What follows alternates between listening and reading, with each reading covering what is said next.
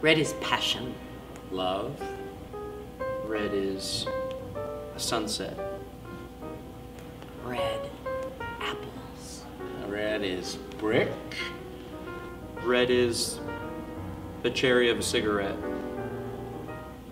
Blood. Blood red. Red is lips. I think red is that life force, that passionate hope of life. That's what that is. Red.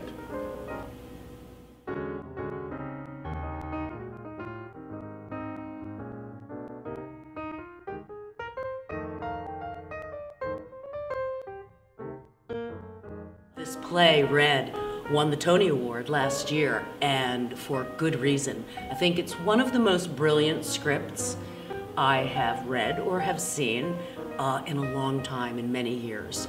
The subjects that it pursues in the course of the drama of the play between these two characters is phenomenal. The main character in our play, Red, is Mark Rothko. Rothko was one of the early abstract expressionist painters, and most of his prolific pictures came from the 30s, 40s, 50s, into the 60s. So he came after Picasso, after Matisse. He was painting at the same time as Pollock and de Kooning. And it was that group that sort of took over from the realists and became the expressionists. And of course that then led in after that to the pop art and to Andy Warhol. So he sat kind of in the middle. And what a great character he was. He was fiery, he was opinionated, he was fierce. He felt very passionate about politics, about religion, about mythology, about philosophy. All of those things that he felt so passionately about created his art. When he was emotional about a certain subject or about injustice or about socialism, these would create colors of his palette or the shapes on his canvases. I'm amazed because his work was always in oils, but we think of oil paint as thick and gloppy, and you trowel it on with a palette brush or a knife.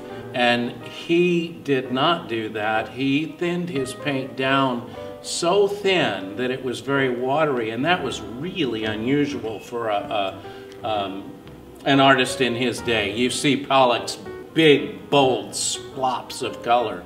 Well, this paint wouldn't really do that. It'd smack and drip.